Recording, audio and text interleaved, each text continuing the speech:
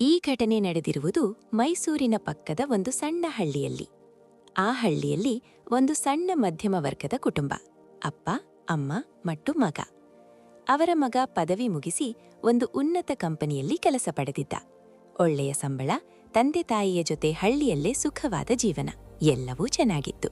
ಆದರೆ ಆ ಒಂದು ದುರಂತದಲ್ಲಿ ಅರ್ಜುನ್ ತನ್ನ ತಂದೆ ತಾಯಿಯನ್ನೇ ಕಳೆದುಕೊಂಡು ಒಂಟಿಯಾದನು. ಆದರೆ ಅದೇ ದುರಂತ ಅರ್ಜುನ್ ಜೀವನವನ್ನು ಸಂಪೂರ್ಣವಾಗಿ ಬದಲಿಸಿತು. ಒಬ್ಬ ದೊಡ್ಡ ಉದ್ಯಮಿ ತನ್ನ ಮಗಳನ್ನು ಅರ್ಜುನಿಗೆ ಮದುವೆ ಮಾಡಿಕೊಡಲು ಕಾರಣವೇನು? ಆ ದುರಂತದ ಹಿಂದೆ ಏನು ನಡೆದಿತ್ತು? ಎಲ್ಲದರ ಉತ್ತರ ಈ ವಿಡಿಯೋದಲ್ಲಿ ತಿಳಿಯೋಣ. ವಿಡಿಯೋವನ್ನು ಸ್ಕಿಪ್ ಮಾಡದೆ ಸಂಪೂರ್ಣವಾಗಿ ನೋಡಿ, ಏಕೆಂದರೆ ಅರ್ಥ ವಿಷಯವು ಅರ್ಥಜ್ಞಾನವನ್ನೇ ಕೊಡುತ್ತದೆ.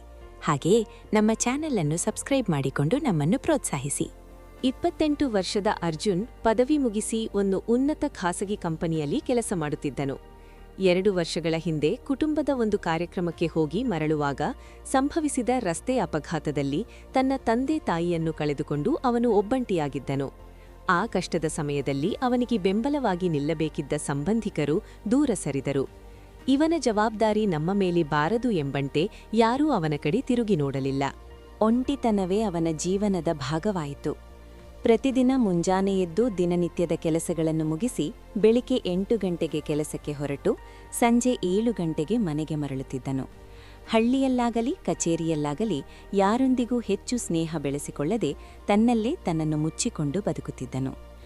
ಒಂದು ಭಾನುವಾರವೂ ರಜೆ ದಿನ ಎಂದಿನಂತೆ ಮುಂಜಾನೆ ಎದ್ದು ಮನೆ ಕೆಲಸಗಳನ್ನು ಮುಗಿಸಿ ಮನೆಯ ಮುಂದೆ ಇರುವ ಜಗಲಿಯ ಮೇಲೆ ಕುಳಿತು ಪತ್ರಿಕೆ ಓದುತ್ತಿದ್ದನು.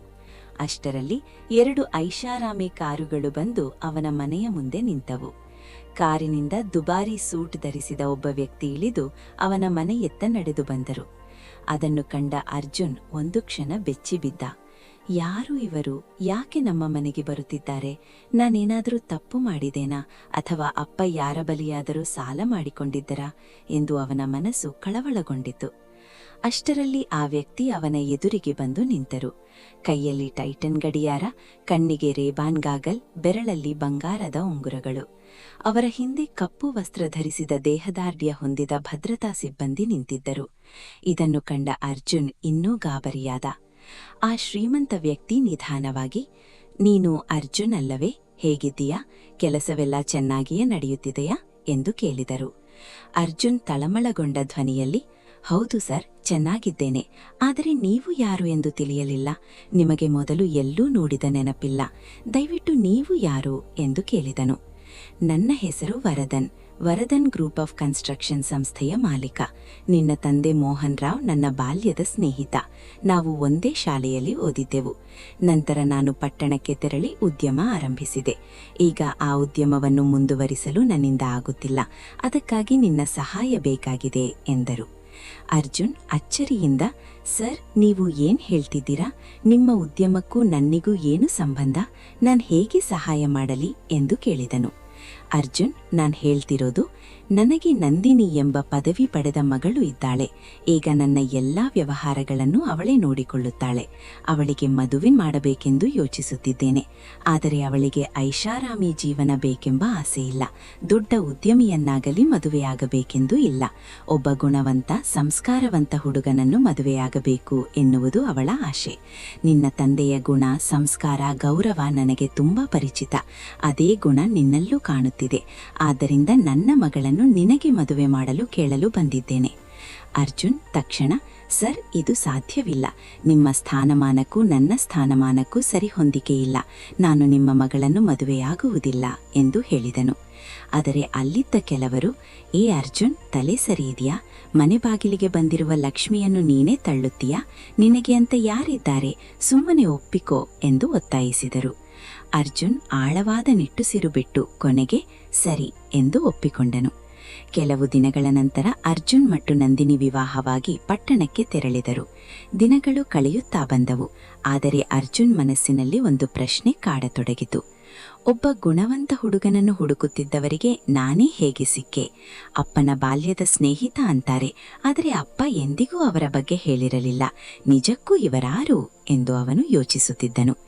ಒಂದು ದಿನ ಕೆಲಸ ಮುಗಿಸಿ ಬಂದು ರಾತ್ರಿ ಊಟದ ವೇಳೆ ಅರ್ಜುನ್ ಕೇಳಿದನು, ಮಾವ, ನೀವು ನನ್ನ ತಂದೆಯ ಸ್ನೇಹಿತ ಎಂದು ಹೇಳಿದ್ದೀರಿ, ಆದರೆ ನನ್ನ ತಂದೆ ನಿಮ್ಮ ಬಗ್ಗೆ ಎಂದಿಗೂ ಮಾತನಾಡಲಿಲ್ಲ.